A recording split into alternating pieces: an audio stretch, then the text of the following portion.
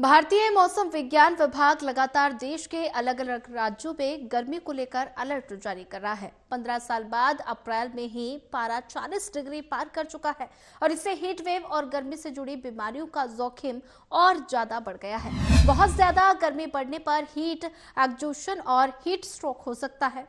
अगर समय पर इसका इलाज ना किया जाए तो हीट एक्सॉशन हीट स्ट्रोक में बदल सकता है, जो लाइफ थ्रेटनिंग कंडीशन है। और पिछले साल लोकसभा में भारत सरकार ने बताया कि 2015 से 2023 के बीच हीट वेव के कारण कुल मिलाकर देश में 4057 लोगों की मौत हुई है। और जब इसका मौसम वैज्ञानिकों ने अनुमान लगाया कि 2025 सबसे गर्म साल हो सकता है, तो खतरा और ज्यादा बढ़ जाता है। हीट एक्सॉशन तब होता है जब कोई लंबे समय तक बहुत गर्मी में रहता है और इस दौरान शरीर लगातार खुद को ठंडा रखने के लिए पसीना बहाता है। जब शरीर बहुत देर तक ये कोशिश करता है तो पानी और मिनरल्स की कमी हो जाती है और इसके कारण बहुत ज्यादा थकान और कमजोरी महसूस होती है। हीट स्ट्रोक हीट एक्सॉशन से ज्यादा खतरनाक कंडीशन है और तब ये होता है जब शरीर टेम्परेचर कंट्रोल सिस्टम पूरी तरह से फेल हो जाता है।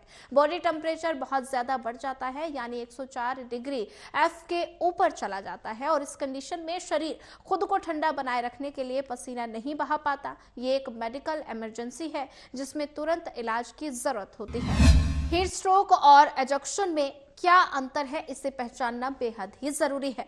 मौसम अगले कुछ महीनों में लगातार गर्म होता जाएगा। इससे हीट एक्सॉशन और एक्सॉशन का खतरा और भी बढ़ेगा और इन दोनों कंडीशन की सही पहचान इसलिए करनी जरूरी है क्योंकि पहचानने में गलती से जान का जोखिम हो सकता है। तो ऐसे में अगर बात की जाए तो सबसे अच्छा तरीका है इनके लक्षण पहचानना। इनके लक्षण क्या क्या हैं उनके बारे में भी आपको बता देते हैं। गर्मियों से जुड़ी कोई भी समस्या होने पर सबसे पहले मसल क्रैम्प्स होते हैं, इसके बाद सर दर्द और चक्कर जैसी समस्या होती है। और आपको ये भी बता दें कि हीट स्ट्रोक और हीट एक्सॉशन के लक्षण कैसे अलग होते हैं। हीट एक्सॉशन और हीट स्ट्रोक दोनों कंडीशन तब बनती है जब टेम्परेचर बहुत बढ़ने पर शरीर खुद को ठंडा नहीं कर पाता।